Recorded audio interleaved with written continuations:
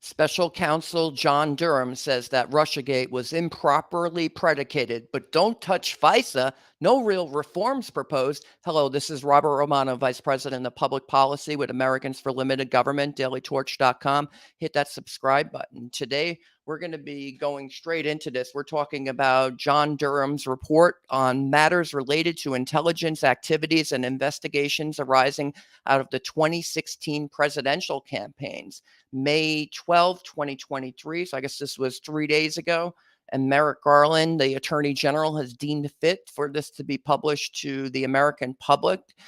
We have a right to know why the Justice Department and intelligence agencies and the State Department and so forth were investigating then candidate Donald Trump when he was running for president in 2016.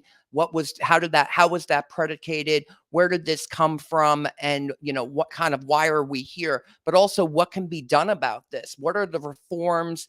Now, everyone knows that the Steele dossier, Christopher Steele was a British spy that was hired by the Hillary Clinton campaign and the DNC to dig up dirt on Donald Trump in 2016. Amongst other allegations, he stated that Trump, there was a well-developed conspiracy between Trump and Russia to hack the DNC and to put the emails onto WikiLeaks. We know since then, based upon largely the findings of the Mueller report, previously that actually was not true, that there was not a conspiracy there. But now we're left with the findings of the John Durham report.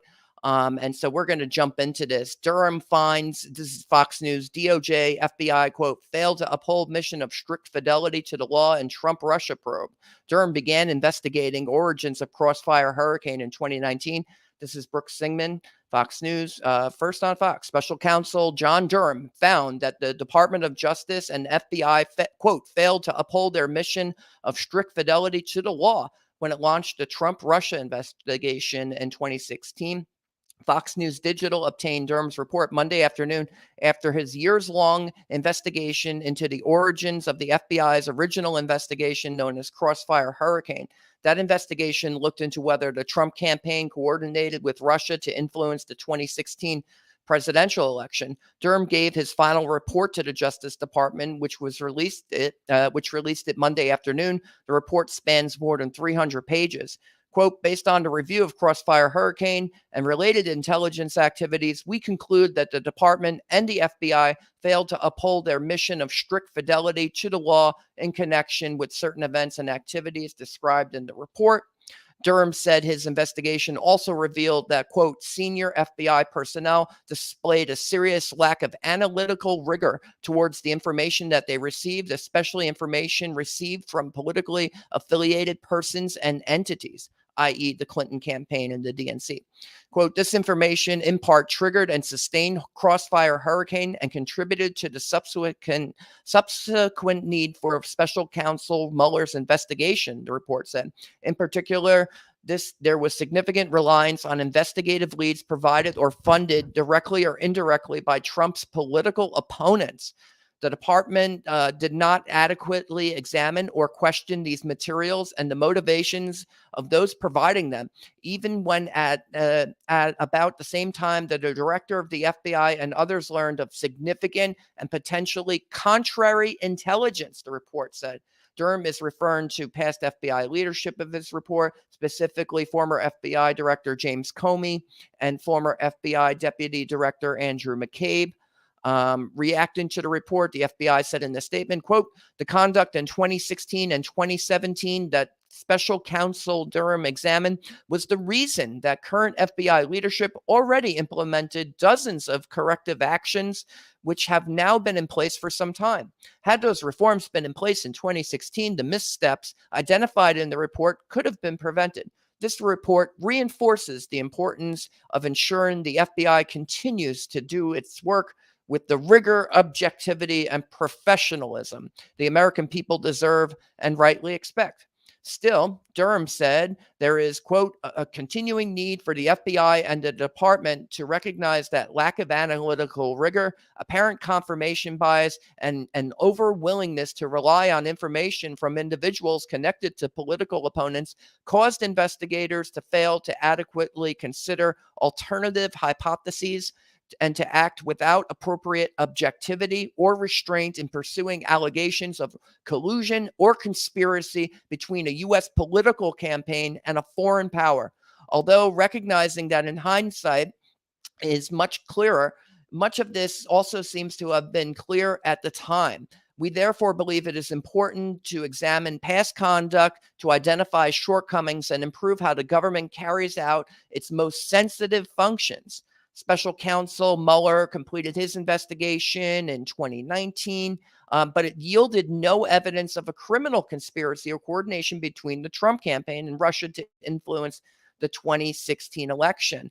There it was. Ultimately, again, we're quoting Special Counsel Robert Mueller's report. He's the one who investigated Trump for supposed conspiracy with Russia to hack the DNC and put the emails onto WikiLeaks. And I'm going to quote some portions from there. According to Mueller's final report to the Attorney General, quote, the evidence was not sufficient to charge any member of the Trump campaign conspired or coordinated with representatives of the Russian government to interfere in the 2016 election. The report added, quote, in particular, the office did not find evidence likely to prove beyond a reasonable doubt that campaign officials such as Paul Manafort, George Papadopoulos, and Carter Page acted as agents of the Russian government or at its direction, control, or request.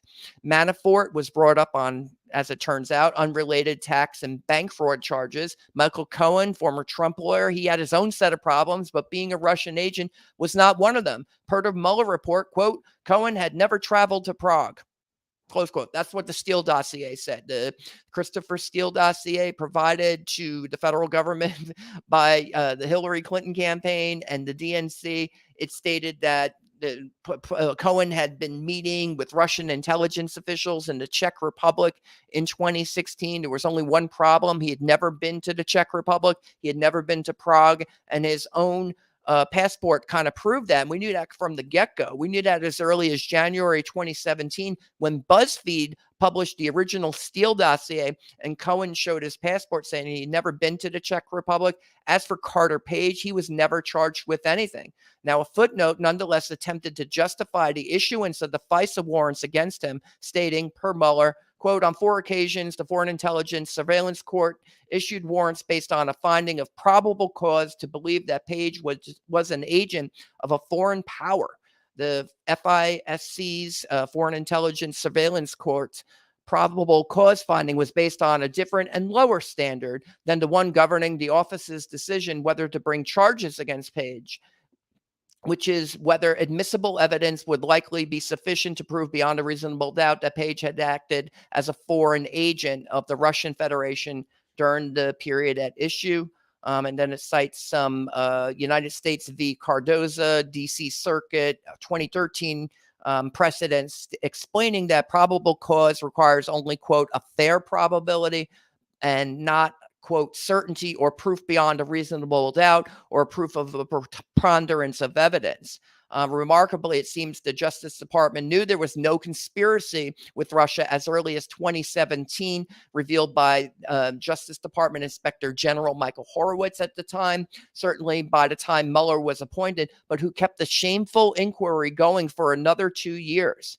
Now, we go through the deficiencies here. The Inspector General was the one who had revealed that, quote, the primary subsource made statements in his January 2017 FBI interview that were inconsistent with multiple sections of the Steele reports, including some that were relied upon in the FISA applications. Among other things regarding the allegations attributed to person one, the primary subsource's account of those communications, if true, was not consistent with and in fact contradicted the allegations of a well-developed conspiracy.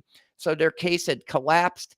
And now Congress is considering FISA reauthorization. At the end of this year, the Foreign Intelligence Surveillance Act, Section 702, is going to come up for reauthorization. This is a portion of the legislation. Could you use this? Could Congress be focusing on this Durham report now as a basis for reforms? And oh, by the way, what reforms are they really proposing? But first, I wanted to give you former President Donald Trump's a kind of reaction to the Durham report. We could zoom in here a little bit. Wow. After extensive research, Special Counsel John Durham concludes the FBI never should have launched the Trump-Russia probe. In other words, the American public was scammed, just as it is being scammed right now by those who don't want to see greatness for America. That's a pretty strong statement. He also calls it, quote, the crime of the century. He also calls it, quote, treason. He also states, quote, Congress must do something about this, must never happen again. And I agree with that sentiment. So we're going to go to what John Durham is proposing in the way of reforms. He states in the Durham report, following the OIG's review and audit, both the Attorney General and the Foreign Intelligence Surveillance Court directed that a number of changes be made. Outside commentators have also recommended numerous changes in the FISA reform proposals put forth by various individuals and groups. There is division between those that would make all or many FISA surveillances more difficult or prohibit certain types of surveillances altogether, and those that focus more specifically on the issues raised by the page applications. In making our observations, the office considered but did not include proposals that would curtail the scope or reach of FISA or the FBI's investigative activities. We are concerned about the impact of such proposals in a time of aggressive and hostile terrorist groups and foreign powers. The FBI's priorities include protecting the United States against national security threats. Inevitably, that involves pursuing some targets and investigations that end up yielding few results. So he's kind of defending the Justice Department and FBI here. The OIG review of the September 11th attacks noted that, quote, the FBI failed to use FISA statute fully, and that in its investigation of Zacarias Moussaoui, a potential 19th hijacker, the deficiencies, quote, included a narrow and conservative interpretation of FISA. More recently, for reasons that may include the COVID pandemic, the impact of the page FISA applications, or changes in government priorities, the number of foreign intelligence surveillance court orders using certain FISA authorities reportedly has declined sharply from 1,184 to 430 over a recent 4-year period. Former Assistant Attorney General David Criss has said that in amending FISA, quote, you're doing surgery on a very complicated thing. He went on to say, quote, that may sound trivial, but it's actually very important for national security. Moreover, this is Durham again, if amendments are not approached from a long-term perspective, here's David Criss again, quote, I worry that in the not too distant future, we may find ourselves on the other end of the familiar national security pendulum swing, reviewing a new inspector general or other report, this time criticizing the Justice Department for the proliferation of red tape or other restrictions and the failure to stop an attack or other grave hostile acts committed against our national security, close quote.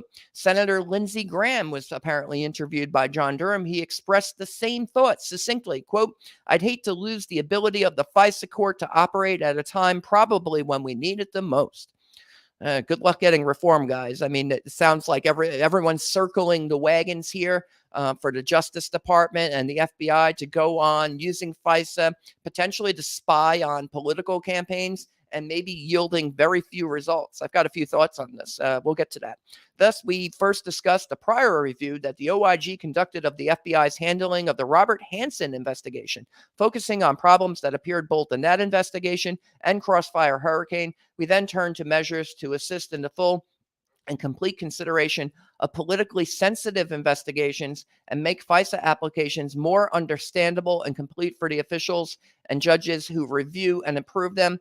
We conclude with a discussion of bias and improper motivation and suggest one possible FBI reform for consideration by the department. Just one? Only one possible reform at the FBI? I could think of a few. We do not try to review all the many changes that have already been made, but rather seek to build on them.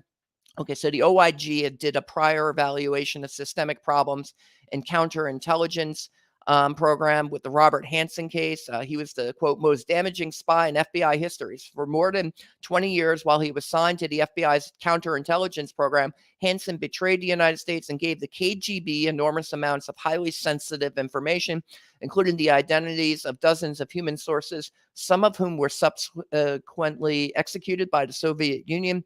The OIG conducted an extensive review of the FBI's failure to deter and detect Hansen as a mole and concluded that Hansen did not escape detection because he was a master spy or was extraordinarily clever or crafty, but rather because of, quote, long-standing systemic problems in the FBI's counterintelligence program.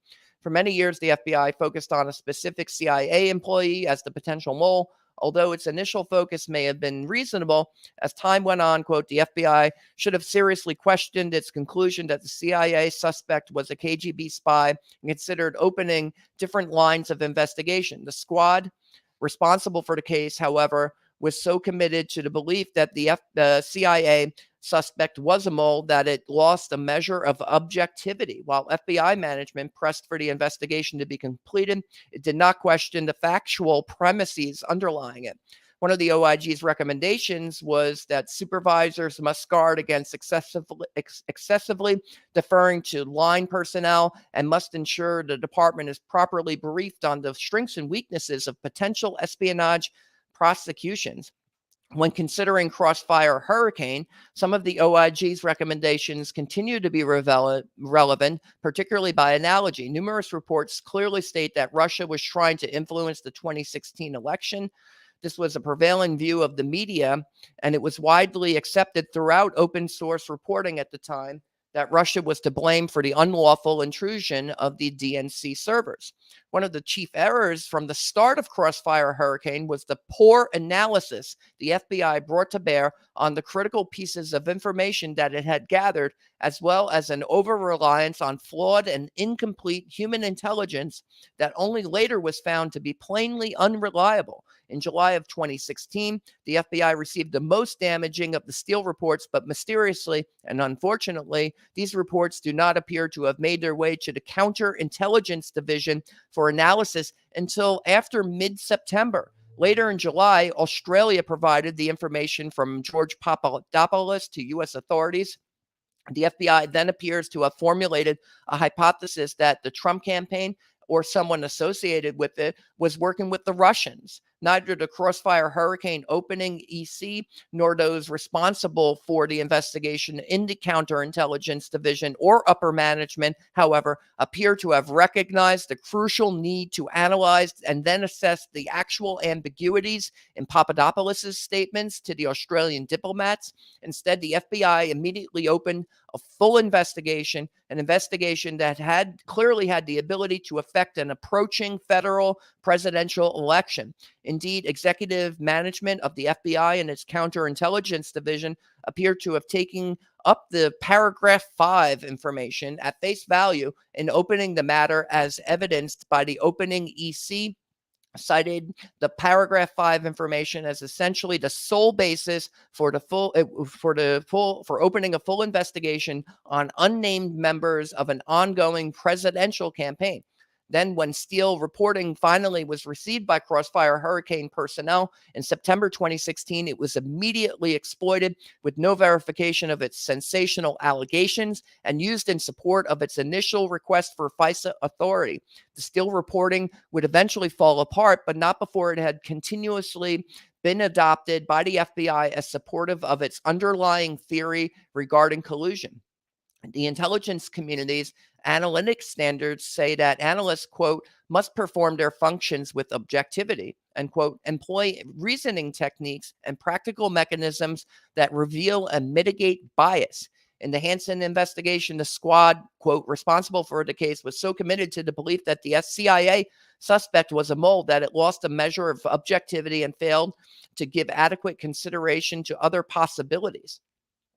The SSCI Russia report observed that the FBI's analysts should endeavor to, quote, check assumptions underpinning FBI operations, to apply the rigor of intelligence and analysis to assessments and confidential human sources, and to create a culture where questioning previously held assumptions is acceptable and encouraged. The office concurs with this recommendation, so Durham's supporting some reforms here, I guess.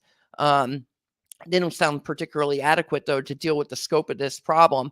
Apart from analytic integrity and seeking FISA authority in Crossfire Hurricane, investigators withheld key pieces of information from the OI attorneys. The OI attorneys are responsible for ensuring the accuracy and fairness of the information presented to the Foreign Intelligence Surveillance Court, an impossible task without being provided with relevant information. Both the OIG's review and this review highlighted the omissions, errors, and misstatements by FBI personnel, including the withholding of significant exculpatory statements that should not have occurred had the Crossfire Hurricane investigators considered and treated the department lawyers as full partners. Rather, Crossfire Hurricane reflects a struggle by OI to obtain straightforward answers about Steele's possible bias and leaks to the media and Page's relationship with another government agency. Nor was OI told about the significant differences between the Steele reports and the statements Danchenko had made to the FBI. In the follow-up Hansen Progress Report, OIG quoted a department official as saying that the department, quote, still has the occasional fight with the FBI to get full access to information, particularly information pertinent to the reliability of sources relied on in the FISA applications. The Crossfire Hurricane investigation shows that, regrettably, these struggles for accuracy and transparency were still occurring in 2016. Moreover, it is certainly to be hoped that with the new post-Page requirements of the Sensitive Investigations Memorandum, the new guidelines governing the FBI's use of human sources, and other significant policy changes, there will not be a recurrence of the serious errors identified by the OIG, the Inspection Division, and our investigation. Absent continual reinforcement by FBI leadership of the need for integrity, accuracy, and objectivity in following these requirements, however, such is not a certainty. So there's a list of things that went wrong here. We have the predication of Crossfire Hurricane. It actually started as a New York field office counterintelligence investigation of Carter Page in April of 2016, at a time when he was a foreign policy advisor to the Trump campaign. The investigation likely should have treated as a sensitive investigative matter because of Page's role in the campaign. The Attorney General has since addressed this issue in a desirable, though slightly different way. The Attorney General must approve any investigation of a, quote, senior presidential campaign staff member or advisor.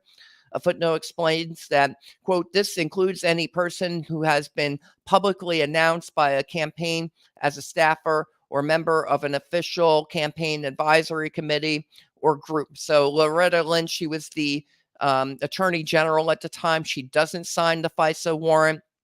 Sally Yates, she signs it. Obviously, James Comey was on it. Whoever the agent on the warrant was, they signed it when it was going up the food chain. But the Attorney General actually did not sign off on it. Why wasn't the AG included in the process? I don't think it should stop there, but I'll get to that in a minute. Predication of Crossfire Hurricane. The FBI opened the Crossfire Hurricane investigation as a full investigation to, quote, determine whether individuals associated with the Trump campaign are witted of and or coordinating activities with the government of Russia. As described in Section 3, the standard for opening a full investigation is, quote, an articulable factual basis for the investigation that reasonably indicates that an activity constituting a federal crime or a threat to national security is or may be occurring, and the investigation may obtain information relating to the activity.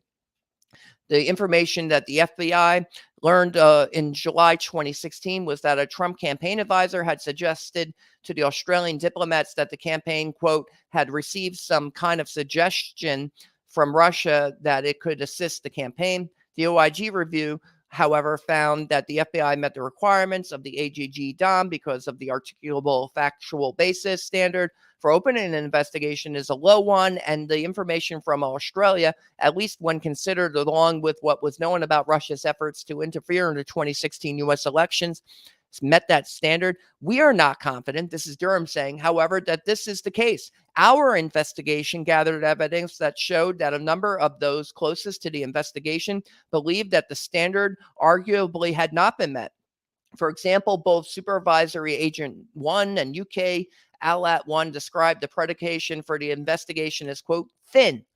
Even Peter Strzok, a former FBI agent who had drafted and approved the opening EC, said that, quote, there's nothing to this, but we have to run it to ground. So even Peter Strzok thought that there was nothing to this. Strzok's view would seem to dictate the opening of the matter as an assessment or at most as a preliminary investigation. In any event, there were a number of other reasons to be concerned about the predication of Crossfire Hurricane, apart from the need to meet the standard of the AGG DOM for opening a full investigation. Executive Order 12333 requires the use of, quote, the least intrusive collection techniques feasible. FBI policy says that, quote, when First Amendment rights are at stake, which they clearly are in a major political campaign, quote, the choice and use of investigative methods should be focused in a manner that minimizes potential infringement of rights. Moreover, the FBI, quote, will apply best judgment necessary to achieve an objective to assist FBI agents with their judgments, decision making, and the need to employ the least intrusive means. The DIOG includes precautions when opening and conducting investigations in order to, among other things, encourage careful evaluation of facts and circumstances, as well as to assess risk before proceeding with any investigative activity. In implementing these standards, the FBI could have taken one or more of the following steps. Under least intrusive standard, rather than opening an investigation with broad scope into the Trump campaign and Russia, the FBI should have focused, at least at the beginning, on Papadopoulos, the alleged source of the information from Australia. On the other hand, the paragraph 5 information was not only connected to Papadopoulos, also to the campaign as an alleged recipient of some kind of suggestion from Russia. Under FBI guidelines, the investigation could have opened more appropriately as an assessment rather than a preliminary investigation. Also, in the subsequent investigation of Page under Crossfire Hurricane, the FBI could have used additional, less intrusive techniques. Blah, blah, blah. This is a lot of, they're trying to kind of circle the wagons here and say, yeah, we've got this and we can fix this. We can just use the internal procedures of the FBI. If they just followed the book, they could have overcome their biases with the Crossfire Hurricane and how it was botched. There's a portion here about defensive briefings. And then I want to look at the FISA issues, clarity of applications. The point is that the defensive briefings could have been used. OIG discusses the FBI's decision not to give candidate Trump or his campaign a defensive briefing regarding the allegations that the Crossfire Hurricane team was investigating. The review does not discuss whether the decision was consistent with other decisions that the FBI has made about defensive briefings for political candidates. There are, of course, numerous investigations over the years that involve presidential and congressional candidates or campaigns. Oh boy. So just read that again. There are, of course, numerous investigations over the years that involve presidential and congressional candidates or campaigns, including allegations of foreign contributions, improper foreign influence, and other activities. So candidates for office, public office, Congress, the president, I guess this is a standard thing to investigate these campaigns. Each one has unique facts. In 2020, the department declassified some documents related to a 2015 investigation of a possible illegal campaign contributions. In that instance, the FBI provided a defensive briefing to the Clinton campaign. Hillary Clinton. Some have argued that the decisions to provide a defensive briefing in that investigation, but not in the Crossfire Hurricane investigation, were inconsistent. President Obama may have also thought that a defensive briefing for the Trump campaign was desirable, but his views may have not related to Crossfire Hurricane. As described in Section 3, the FBI has now established a board the FIDBB to address defensive briefings. The Attorney General has directed the FBI to promulgate procedures on this subject, and the Attorney General has imposed additional specific requirements in connection with politically sensitive FISA applications. These requirements, particularly the last one, require serious consideration of the need for a defensive briefing, and we support them. So here we get to the FISA issues finally. In 2020, clarity of applications. In 2020, the FBI and the department provided 19 complete FISA applications to the PCLOB for review.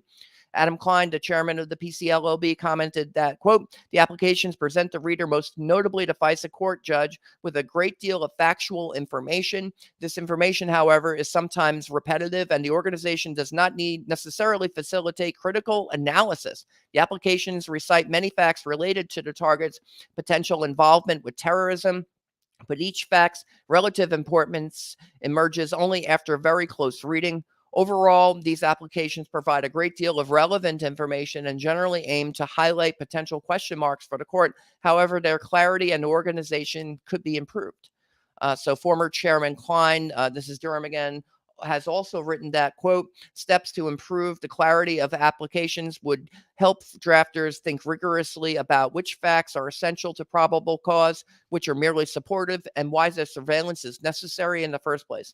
Similarly, the FBI's public strategy says that it will, quote, improve data collection, accessibility, and analysis to better understand, anticipate, and mitigate threats. This is all BS.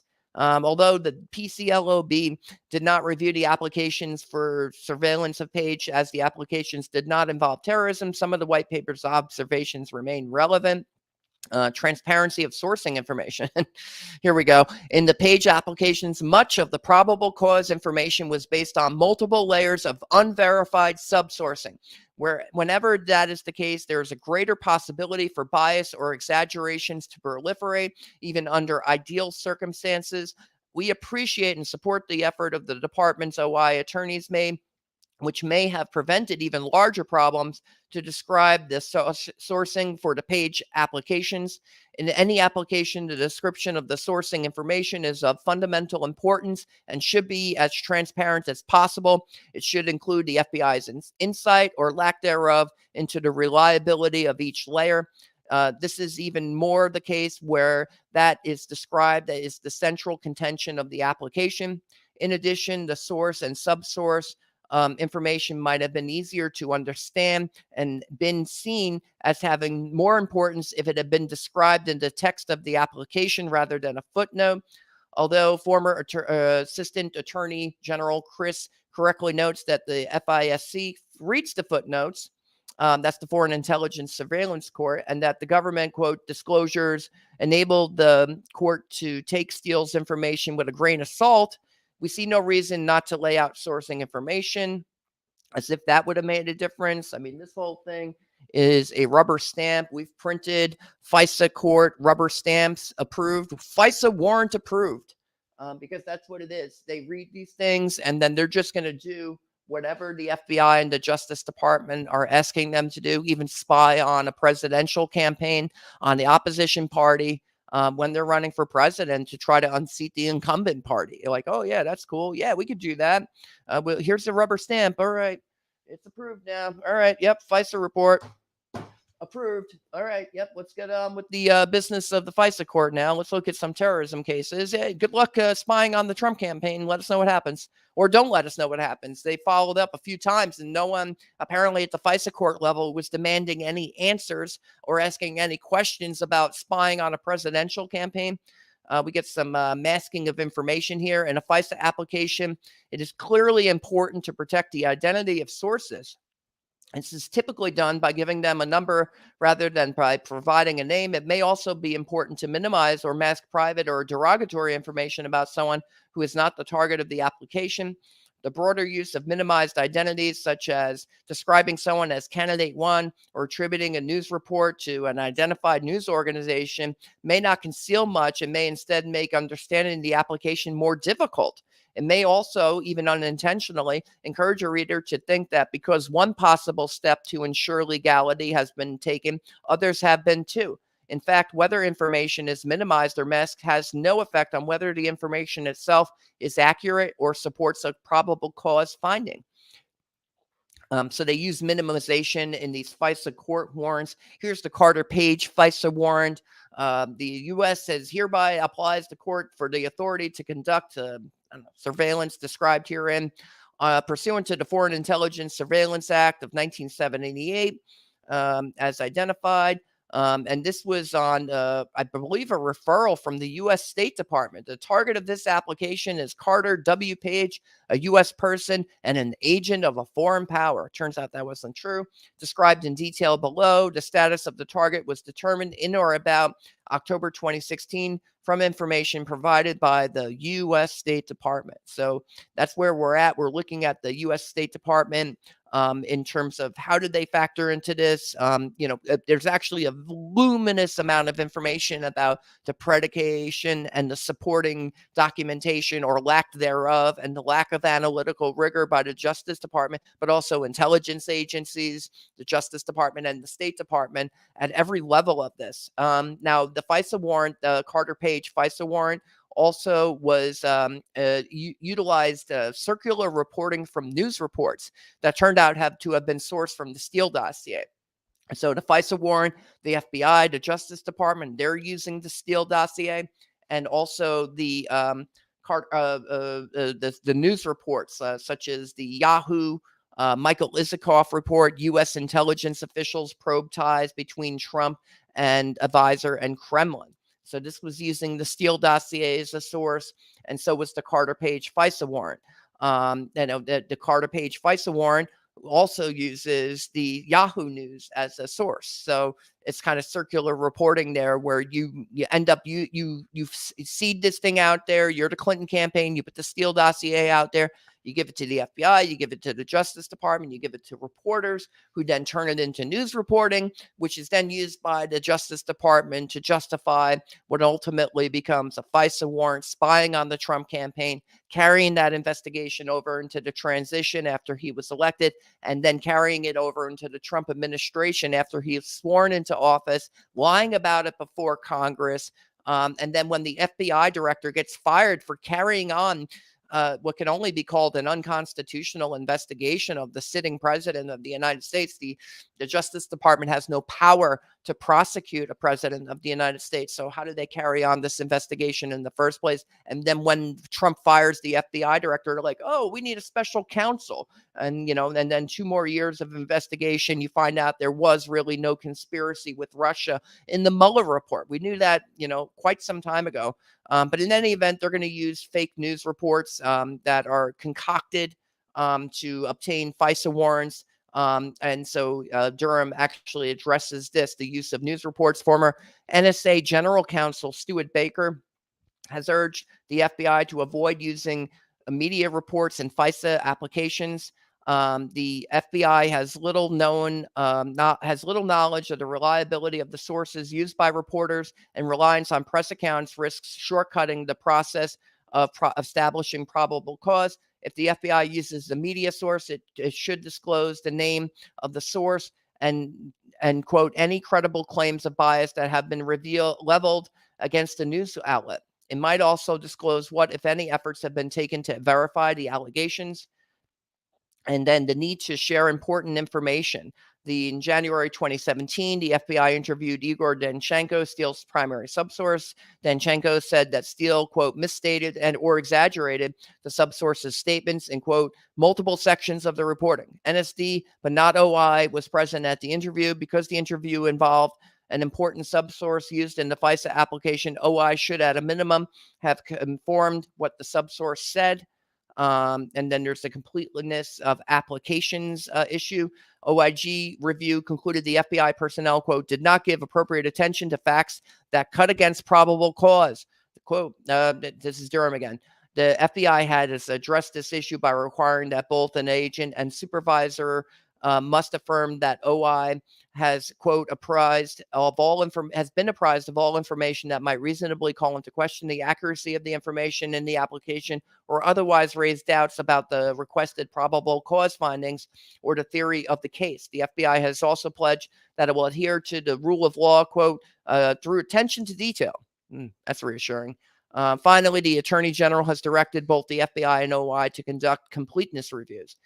Implementation of the reviews may be difficult, however, Durham says, and the FBI CHS may have recorded dozens or hundreds of hours of conversations with the target or others engaged in related activities. For example, in the released transcripts of conversations among an FBI CHS, George Papadopoulos, and others, there's clearly a large amount of extraneous information, and it may not always be clear what is being discussed.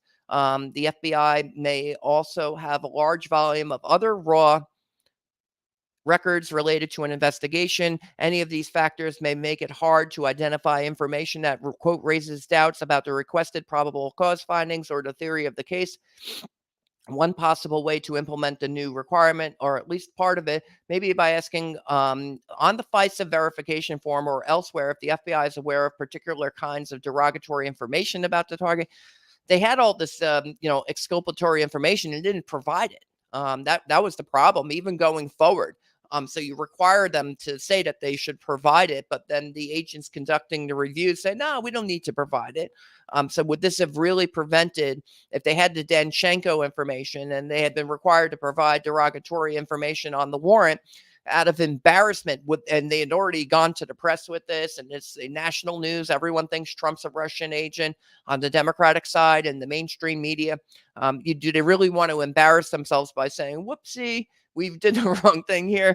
I don't think so. I think that this actually might not have really prevented it. I'm going to skip ahead here. Bias or improper motivation. The OIG review of Crossfire Hurricane says that, quote, we did not find documentary or testimonial evidence that political bias or improper motivation influenced the FBI's decision to seek FISA authority on Carter Page. It also says that, quote, while we did not find documentary or testimonial evidence of intentional misconduct on the part of the FBI personnel, we also did not receive satisfactory explanations for the errors or problems we identified. Now, David Chris has cataloged statements in the OIG review like those above and discussed the tension between the statements about the lack of evident basis, about the lack of evident bias and the lack of explanation for the problems found. In this report, we have referred to the possible impact of, quote, confirmation bias on the Crossfire Hurricane investigation. Confirmation bias is widely understood as a phenomenon describing how information is processed by individuals and groups. It stands for the general proposition that there is a common human tendency, mostly unintentional, for people to accept information and evidence that is consistent with what they believe to be true, while ignoring or rejecting information that challenges those beliefs. I would add to that could include political bias. Political bias is a form of confirmation bias. You believe Donald Trump is a Russian agent because you oppose him in the election and somebody else said it, so it must be true. If everything, my opponents must be enemies of the state. In short, people tend to give more credence to information that supports what they already believe. This is Durham again. The effects of confirmation bias can be amplified in groups operating in situations of high stress and under time pressures. Throughout the duration of the Crossfire Hurricane investigation, facts and circumstances that were inconsistent with the premise that Trump and or persons associated with the Trump campaign were involved in a collusive or conspiratorial relationship with the Russian government were ignored or simply assessed away. Indeed, as set forth in sections 4A2 and 3 of the report, from even before the opening of Crossfire Hurricane, some of those most directly involved in subsequent investigation had, 1, expressed their open disdain for Trump, 2, asked about when they would open an investigation on Trump, and 3, asserted that they would prevent Trump from becoming president. As discussed throughout the report, our investigation revealed that the stated basis for opening a full investigation, quote, to determine whether individuals associated with the Trump campaign were witting and or coordinating with activities with the government of Russia was seriously flawed. Again, the FBI's failure to critically analyze information that ran counter to the narrative of a Trump-Russia collusive relationship exhibited throughout Crossfire Hurricane is extremely troublesome. The evidence of the FBI's confirmation bias, I would say political bias in the matter, includes at a minimum the following information that was simply ignored or some ways or in some fashion rationalized away. All right, here's the problems with the investigation one by one. This is devastating, by the way. The Australian diplomats told Crossfire Hurricane investigators that Papadopoulos never stated that he had been in direct contact with the Russians, nor did he provide any explicit information about an offer of assistance. 2, there was a complete lack of information from the intelligence community that corroborated the hypothesis upon which the Crossfire Hurricane investigation was predicated. 3, the FBI generally ignored the significant exculpatory information provided by Carter Page, George Papadopoulos, and senior Trump foreign policy advisor 1 during recorded conversations with the FBI CHSs. The FBI failed to pursue investigative leads that were inconsistent with their theory of the case, e.g., Page's recorded denials of having any relationship with Paul Manafort, a fact with which there is available evidence. The FBI failed to take up Page on the written offer he made to Director Comey to be interviewed about the allegations contained in Michael Isakov's Yahoo News report. That was instead opted to seek FISA surveillance of Page. FBI was willing to make use of the completely unvetted and uncorroborated Steele reporting in multiple FISA applications targeting a U.S. citizen, even after the Crossfire Hurricane investigators had determined that there were major conflicts between the reporting of Steele and his primary subsource, Igor Danchenko, conflicts the FBI incredibly failed to resolve. What are we up to? 5, 6 here? 6. The Crossfire Hurricane investigators did not ask Steele about his role in providing information to Michael Isikoff as contained in the September 23, 2016 Yahoo News article. Again, this was sourced by Christopher Steele, and so was the Carter Page FISA warrant. This was circular reporting, and the Durham report here is kind of putting the final nails in the coffin on that matter. They did not ask Steele about his role in providing information to Isikoff, information that essentially accused Carter Page of colluding with the Russians. And thereafter, the same investigators demonstrated a willingness to contort the plain language of the article to suggest that it was not Steele, but Steele's employers who had given the information to Isikoff. 7, the FBI ignored the fact that at no time before, during, or after Crossfire Hurricane were investigators able to corroborate a single substantive allegation in the Steele dossier reporting. Read that again. The FBI ignored the fact that at no time before, during, or after Crossfire Hurricane were investigators able to corroborate a single substantive allegation in the Steele dossier reporting. Not one. It's unbelievable. There was a complete failure on the part of the FBI to even examine, never mind resolve, the serious counter-espionage issues surrounding Steele's primary subsource, Igor Danchenko. Also, the FBI leadership essentially disregarded the Clinton plan intelligence, which it received at almost the exact same time as the Australian Paragraph 5 information. This was despite the fact that at precisely the same time as the Clinton plan intelligence was received, the Clinton campaign made public statements tying the DNC computer hack to Russian attempts to help Trump get elected. 2, the FBI was receiving the Clinton campaign-funded Steele reports. And 3, the Clinton campaign-funded Alpha Bank allegations were being prepared for delivery to the media and the FBI. Also, the Crossfire Hurricane investigators essentially ignored information they had received as early as October 2016 regarding Charles Dolan, a longtime Democratic operative with ties to the Clintons, who also possessed significant ties to Russian government figures who would appear in the Steele reporting and never interviewed him. It's like, oh, we have all these sources. Maybe we should check out Steele's sources. And they're like, we'll get to that. Let's spy on the Trump campaign first and see if it's true. All right. Also, the Crossfire Hurricane investigators provided only partial and, in some instances, misleading information to department attorneys working on the page FISA applications while withholding other highly relevant information from those attorneys and the Foreign Intelligence Surveillance Court that might cast real doubt on their probable cause assertions. Finally, the results of the OIG's audit of 29 applications also established significant problems in the page FISA applications, problems that point to bias and other factors. Following the audit, the department and the FBI, quote, notified the Foreign Intelligence Surveillance Court that the 29 applications contained a total of 209 errors, 4 of which were deemed to be material. That's a pretty poor track record when you're going to be, violating somebody's constitutional rights and spying on them. We note that because the audit did not look for omitted information, a major issue in the page applications, the results of the audit and the review of the page applications are not directly comparable. Nonetheless, at the least the surface, the difference is notable. In the 4 page applications, there were a total of 17 material errors and omissions, far more than the 4 material errors found in the larger group of 29 non-page applications. Given the foregoing and viewing the facts in a light most favorable to the Crossfire Hurricane investigators, I don't know why he's doing that. I mean, why not look for follow-up on the leads that show that maybe this is not a favorable interpretation? Maybe they were acting with malice, but he gives them the benefit of the doubt here. Missed opportunity, in my view. He says that it seems highly likely that, at a minimum, confirmation bias played a significant role in the FBI's acceptance of extraordinarily serious allegations derived from uncorroborated information that had not been subjected to the typical exacting analysis employed by the FBI and other members of the intelligence community.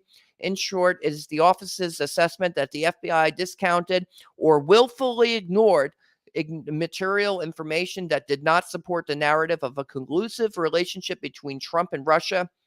Similarly, the FBI Inspection Division report says the investigators, quote, repeatedly ignored or explained away evidence contrary to the theory the Trump campaign had conspired with Russia. It appeared that there was a pattern of assuming nefarious intent. So the whole time, the investigators leading the Russiagate collusion hoax, they have a pattern of assuming, quote, nefarious intent. They just thought Trump was guilty and they just rushed to judgment and then went for the FISA warrants. That's the charitable explanation we're getting from Durham here.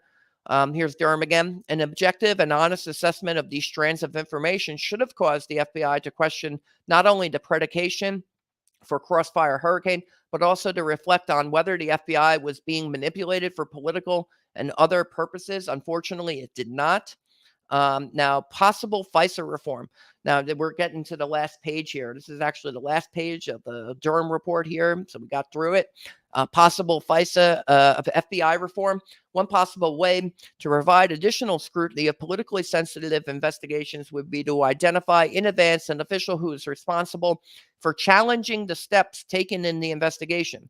Stuart Baker proposes having a career position for nonpartisan FBI agent or lawyer to challenge the FISA application or every other stage of the investigation. This would be done in investigations that pose partisan risk.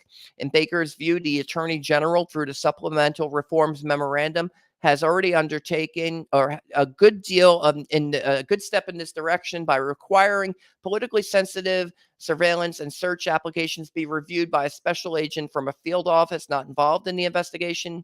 Similarly, Adam Klein said that, quote, DOJ and FBI leaders should consider whether a regularized practice of internal red teaming in the most sensitive cases, whether within the FBI or in collaboration with attorneys at the National Security Division, could serve as an effective check on confirmation bias without unduly delaying time-sensitive applications, as a way to ensure full consideration of the issues and applications that may present very difficult and vitally important issues. We recommend that the department seriously consider Stuart Baker's proposal for an official to challenge both a politically sensitive FISA application and other stages of the investigation. Nothing, former Attorney General Levi warned, quote, can weaken the quality of life or more imperil the realization of the goals we all hold dear than our failure to make clear by words and deed that our law is not the instrument of partisan purpose.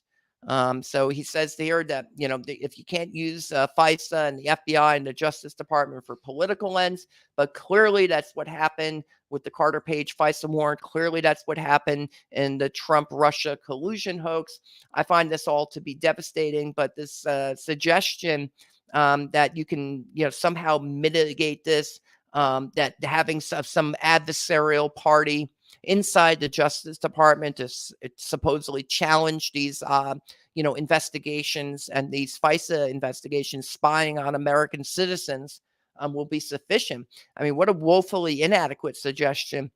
These are unelected officials. Even getting the FISA warrant to get the Attorney General to pull out their FISA warrant approved rubber stamp and just say, yep, yeah, we can spy on the Trump campaign. No problem. Get to it, boys. Yeah, we'll find out what happened later, if it was true or not.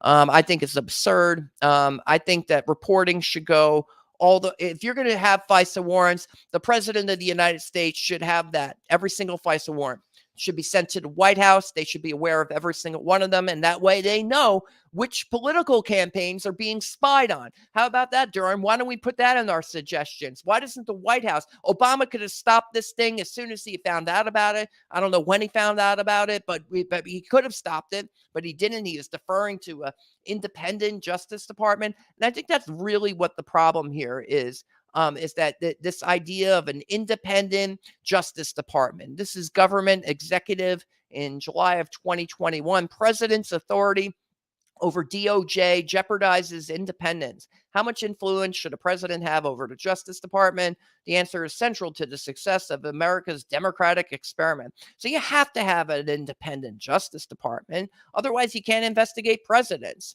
So here's this is an article, by the way, by Joshua Holzer, July 2021, government executive, The Illusion of Independence. After Watergate, Congress considered legislation to make the Justice Department an independent agency so as to address some of the abuses from the Nixon era. Eventually, however, Congress agreed to a more modest reform bill, the Ethics in Government Act of 1978, which created the Office of Independent Counsel. By 1999, it had been sunsetted. But generally, this whole idea of, the president of the United States cannot oversee the Justice Department, I think is a lie. If nothing else, the FISA warrant against Carter Page and the Trump campaign and the whole Russiagate fiasco, send all those FISA applications. I don't care how many there are. If there's 215 million FISA applications, they should all go to the White House, unredacted, so that the White House, the White House counsel can evaluate any of these to see if there's any abuses, to see if there's any political abuses. In addition, they should give these FISA applications unredacted to the House and Senate Intelligence and Judiciary committees. They should brief in every single FISA application. They should go to the members of Congress who are already been vetted on the intelligence matters, and then let them, if there's any political campaigns being spied on, guess what's going to happen? They're going to go to the press. If the Republicans are spying on the Democrats during a Republican president, Democrat politicians campaign, the Democrats are going to say, oh my God, the Republican president is spying on the Democrats. And the Democrat president is spying on a Republican candidate, the same thing would happen. In fact, that's pretty much what exactly happened when Devin Nunes, House Intelligence Committee chairman, as soon as he found out about the abuses of FISA, he was going to the press saying, we have a huge problem here. He was blowing the whistle on that. In fact, we interviewed him, ALG president, Americans for Limited Government president, Rick Manning.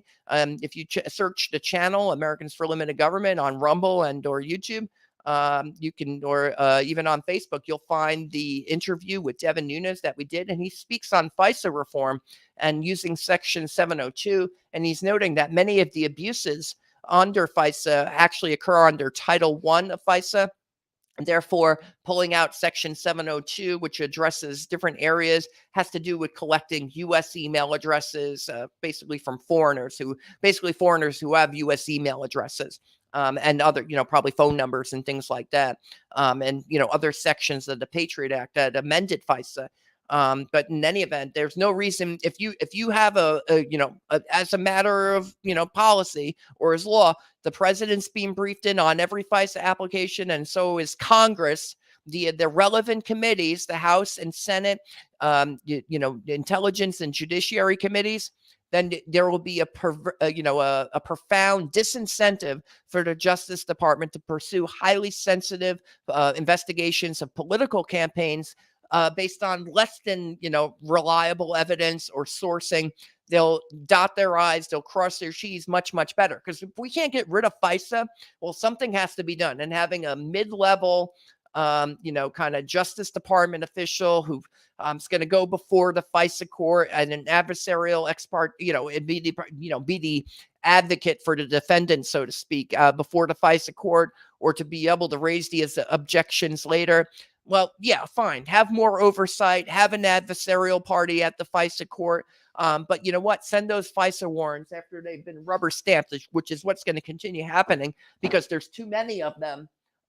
That's what's going to happen. They're just going to keep rubber stamping them, and then they're going to spy on that person and their contacts and those contacts, and so far on down the line. When they were when Edward Snowden revealed the FISA system and revealed the FISA warrant, it was on more than 200 million Americans' phone records. And so let's brief the president on that. Let's brief Congress on that. Every time one of these, if they're going to do 215 million FISA warrants, well, fine, then send 215 million FISA warrants to the White House and to the members of Congress on the relevant committees to look over and ensure that nobody's constitutional rights are being violated or that no political campaigns are being spied on. Or heck, I don't know, maybe we should just let Section 702 expire, and or Congress should probably use Section 702. After spying on Trump, Congress should use FISA Section 702 reauthorization to end domestic political surveillance once and for all under Title I. We've made suggestions about this in the past, and I believe that, this has largely gone unheeded. And that members of Congress seem to be disinterested in a true effort at reform. That includes members of both political parties. I do believe in Jim Jordan, House Judiciary Committee. I do believe he is trying to get to the bottom of this. I actually have a quote from him here. We need to make changes to the FISA process. I think we should not reauthorize FISA, which is going to come up in the next Congress. That was on October of 2022, speaking with Maria Bartiromo. Executive branch officials say it is critical to protecting national security, but now it's going to expire at the end of the year. And so I think they definitely need to get to the bottom of this. And I also wanted to leave you with Devin Nunes's observations and thoughts about this, because I think he has a lot of, frankly, credibility on this issue. He was one of the ones who had exposed it. I have to scroll through my article, though. It was so long. This took forever to put together. I remember writing this. Let's see, memorandum. We're looking for the Devin Nunes interview. There's Kash Patel. There's the declassified documents. Trump's, by the way, is still trying to get the declassified documents on this matter. We might have to just use the find function and just pull out Nunes here. I'm sure here it is. In an interview with Americans for Limited Government President Rick Manning, former House Intelligence Committee Chairman Devin Nunes, now CEO of Truth Social, addressed the upcoming Section 702 reauthorization, stating so the problem is you can only take hostage of that one piece. That's the only piece that really goes away. The rest of it stays there. So the question is, how do the FISA court is clearly guilty. The FBI and all these jokers, whether or not it's ever going to get proven, they knew from the very beginning that this was fraudulent, and they went purposely to the FISA court. Remember, they relied on the judges. They knew what judge. There's enough circumstantial evidence. And of course, with all of the avalanche of all the other evidence that we know, you'd have to be a fool not to believe that this wasn't concocted from the very beginning. He added, so to Congress, it would have to reauthorize 702. It's just one small piece of FISA. So they got a hell of a mess on their hands, because by just letting it expire doesn't fix the overall problem. It doesn't stop what these people were able to do. It doesn't fix this new scheme of just happening to run FBI informants all over anyone who is involved with the Republican Party. But he added, quote, I think it's going to really need something like a church commission that's going to dissect the entire DOJ, the entire intelligence apparatus. And yet, once all the information from Jordan's committee has been gathered, they're doing an investigation on these abuses. This new church committee has been convened. Besides must-pass pieces of legislation, and here even Devin Nunes was questioning whether to use Section 702. Whether it be Section 702, but I suppose there's other must-pass pieces of legislation that Congress says we have to do it. The annual national defense authorizations, you could hold those up. The $31.4 trillion national debt ceiling, that's another so-called must-pass piece of legislation. Or the annual omnibus spending bills and appropriations bills. Oh, they don't want a government shutdown. Those are must-pass pieces of legislation.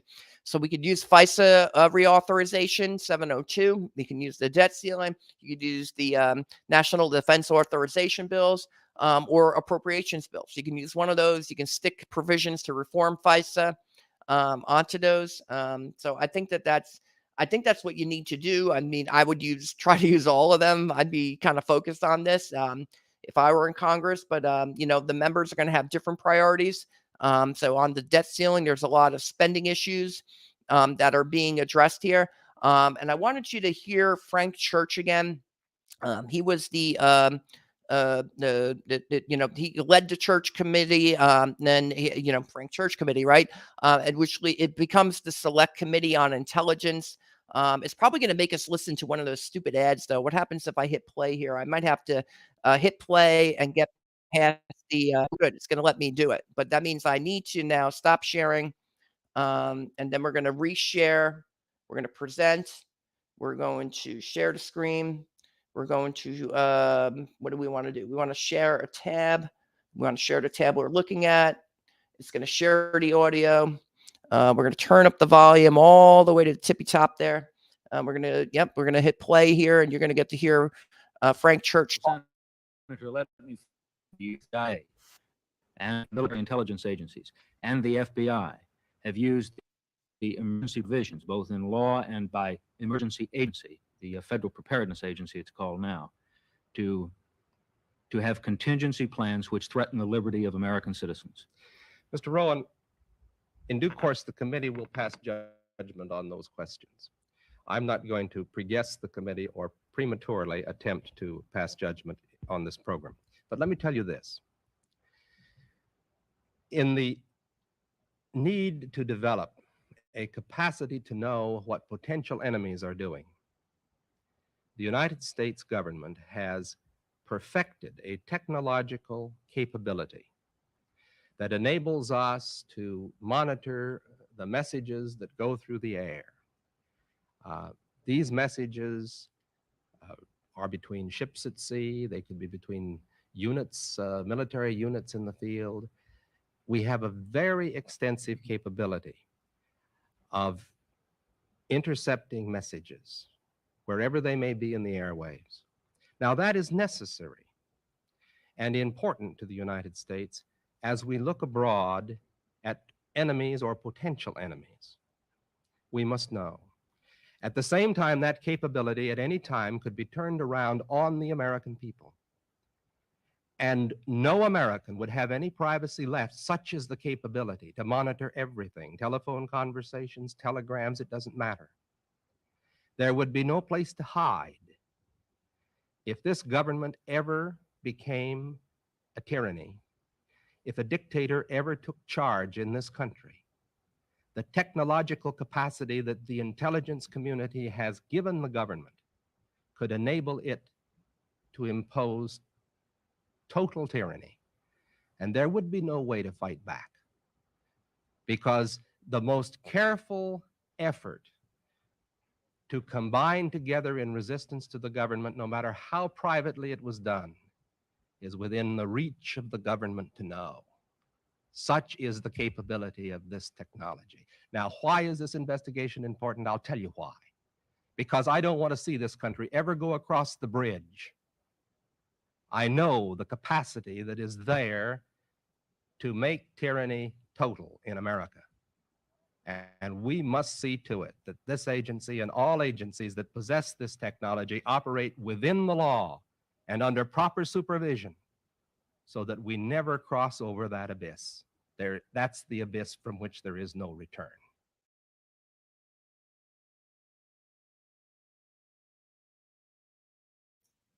That was Frank Church in the 1970s, talking about the importance of FISA, and why you needed a Foreign Intelligence Surveillance Act eventually. That gets passed a few years after this. So the whole purpose of FISA was to prevent these types of abuses from happening. Instead, FISA became a rubber stamp, and that's what happened with the Carter Page FISA warrant. Unfortunately, that was the just the sad history here of how we've come to be in this location where this total tyranny, where the FBI and the Justice Department, they can spy on presidential campaigns and nobody is held to account. Nobody is, nobody, apparently nobody broke the law, according to John Durham, because he didn't bring any charges against any government officials that would have been lying on the FISA applications or improperly predicating their investigations and so on and so forth. So I think other potential reforms would probably be to hold people accountable.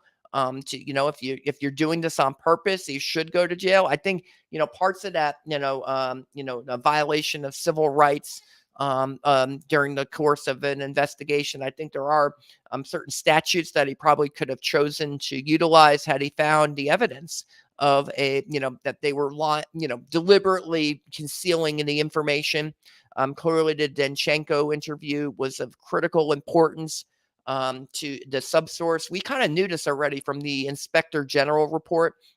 And so the value of the Durham report is, may not be on the reform side of it, but it is providing a factual account of how the Russiagate investigation was predicated. It is damning as all hell. We can all quibble about whether his reforms would go far enough, but I think he has provided more than enough information and facts about the fake Russiagate investigation to the Attorney General, to the President, to Congress, to make necessary reforms to the FISA system, or else just get rid of it. Let's get rid of Section 702 until they can come up with a better system. Get rid of FISA altogether until they can come up with a better system. Durham cites Lindsey Graham and others would cite, concerns about being able to stop terrorist attacks if there was no FISA. So I go further and, if they're not going to get rid of FISA, maybe there's not the votes in Congress to do that. Okay, yeah, let's send all the FISA warrants to Congress and to the president so that they, at least they get their hands dirty too. If they're going to spy on the political campaigns of their opponents, well, then they're all in on it. Then they should all be aware of it. They should all be briefed in on that. The president and the members of the House Intelligence and Judiciary committees, you can do that in a classified venue. There's more than enough members on both of those committees. And then there's the president and his national security advisor. They should all be briefed in on this. The White House counsel.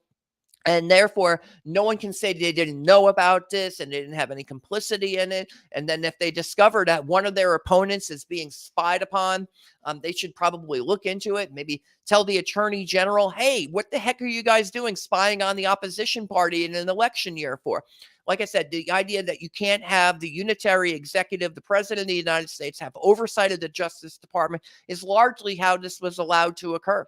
Was Obama's deference, but also other presidents' deference to the Justice Department as some sort of independent executive branch. The Constitution provides for one executive, the president, under the Constitution, and there's Congress. So it's like you have Durham saying, let's have some low-level FBI or even upper-level FBI or Justice Department officials serve as an adversarial party at the FISA ex parte proceedings or sometime during or after.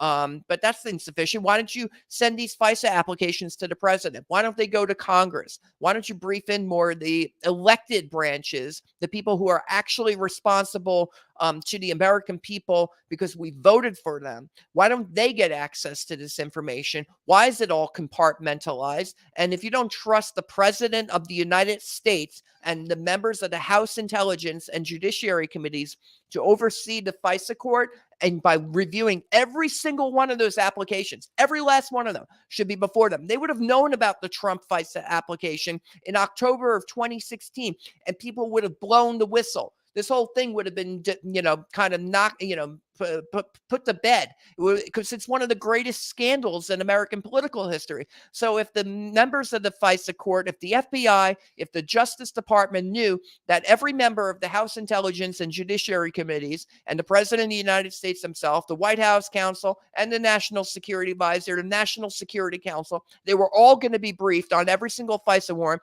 they wouldn't take up fake investigations into their political opponents because there would be too much oversight. So I think that that would be a fine reform. I wish Durham had included it, but I'm glad I thought of it today as I was reviewing what's actually kind of a very poor attempt at reforms. But, he only spends like, a few pages on reforms, and he spends 300 or so pages on actually establishing facts to do with the Russiagate investigation. So, hats off to John Durham. I think he did a good job with his report, and William Barr for appointing John Durham to do this report. Congress has more than enough of what it needs to get the job done, to fix FISA, or else get rid of it. If we're just going to be spying and treating each other as enemies of the state and foreign agents, these are all witch hunts. And they really need to come to an end, because, this political war against each of the parties, and we're going to use the Justice Department and the intelligence agencies against one another. That's the temptation, right? It's like, well, they're doing it to me, so I should do it to them, and that'll serve as a deterrent. No, it'll serve as an escalation, and we're going to get further into the abyss on this stuff. So I do fear for the future of the Constitution and the Republic. This is kind of a reversion to the state of nature, but I think it also reveals kind of an unconstitutional second executive branch that's been developed. You can't have, you're not supposed to have two presidents. They wanted one president at a time, and if the president just oversaw the Justice Department, as the Constitution states, if these FISA warrants were going to the president, well, then he has something to do with them. And they can't say, oh, we didn't know about that. Oh, we learned about that later. I mean, that's kind of hand wavery and, wiping your hands clean, and kind of Pontius Pilate, where they're going to wash their hands of this and say, oh, that was the independent Justice Department.